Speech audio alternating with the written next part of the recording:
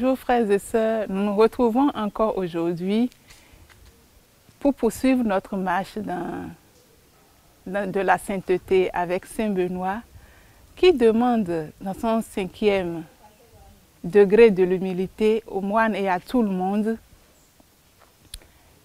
d'avouer humblement les fautes et les péchés que les moines ont fait à leur abbé. Tout chrétien, on peut dire, à la confession.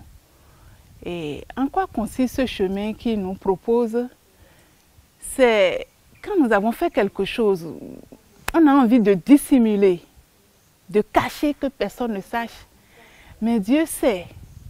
Prenons l'exemple d'un enfant à qui ses parents ont toujours dit ne fais pas ci, ne fais pas ça.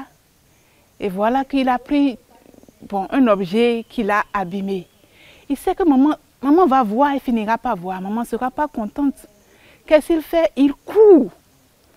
Dès que maman rentre, il court, il va voir maman, dit maman, pardon, j'ai cassé cet objet. Je sais que tu ne seras pas d'accord. Mais ça m'est arrivé. À votre avis, que ferait la maman? Elle va s'énerver encore son enfant? Non. Elle va lui pardonner, elle va dire, bon, d'accord, désormais fais comme ça, mais fais un peu plus attention. Et c'est parti. C'est la même chose pour Dieu. Nous avons fait quelque chose de mal, notre cœur nous dit, nous avons fait quelque chose de mal. Si nous dissimulons, nous ne l'aimons pas. Mais quand nous venons vers lui, j'ai péché, j'ai fait telle chose de mal, il nous prendra avec lui, il nous pardonne et il nous comble de son amour parce qu'il a vu que son amour a une intensité en nous pour qu'on court, pour venir à lui. Donc je vous invite, frères et sœurs, à aimer en ce temps de carême. Faire l'examen de conscience vraiment. En fin de chaque journée. Et avec la grâce de Dieu, allez le confesser. Plus vous vous confessez, plus vous vous lavez. N'ayez pas peur ni du prêtre qui va vous écouter, ni si vous allez encore tomber dans le même péché. Non. C'est Dieu qui est dans le prêtre. C'est lui qui vous accueille. C'est lui qui vous fait grandir dans son amour. Et sur le chemin de la sainteté. Avez-vous une histoire à nous raconter, ma soeur? Oui, oui, mon père. Ça me rappelle pendant mon camp de missionnaire, j'étais encore toute jeune, quand le père Florent Nascimento nous avait accompagnés pour ce camp missionnaire. On devait faire quelques jours à Ouiga. Et on devait se confesser, tous ceux qui veulent se confesser, et ça prenait des journées. Mais tout le monde allait à lui. J'étais partie, mais je n'avais pas grand-chose dans le cœur. J'ai dit, bon, moi-même, je vais me confesser. Je me suis préparée, mais il y avait toujours un péché qui revient. Je suis partie, j'ai fait ma confession, mais quand même, je lui ai dit, ce péché revient, mais je confesse encore. Il m'a dit, après, quand tu vas te lever, attends-moi de l'autre côté. Ne va pas t'amuser, reste là, continue ton absolution. J'ai dit, d'accord. Mais j'ai dit, mais pourquoi s'il me pointe? Dans toute cette foule, il me pointe. Qu'est-ce que j'ai dit? Mais qu'est-ce que j'ai fait de grave? J'étais un peu inquiète, mais quand même, devant le Saint-Sacrement, je me suis apaisée.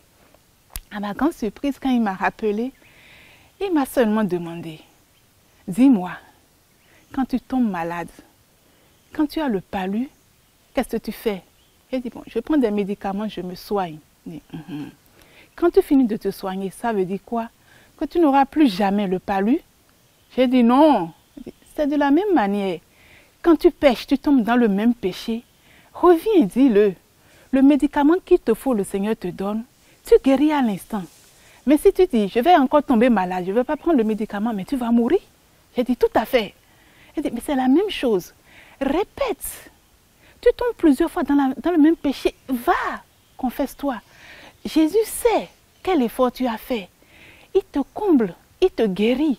Il te guérit d'un mal plus profond. Ce n'est pas seulement ce mal, il voit plus. Il te lave de tout, comme on lave une main.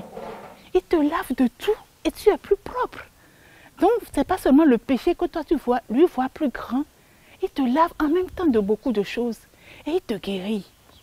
Et petit à petit, il continuera jusqu'au jour où il aura envie d'ôter ce péché.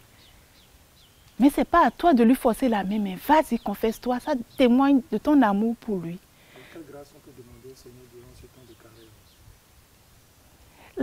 La grâce de la sincérité, de Durant ce temps de carême, la joie spirituelle, parce que quand tu vas te confesser, tu retrouves la joie spirituelle, une nouveauté dans ta vie spirituelle.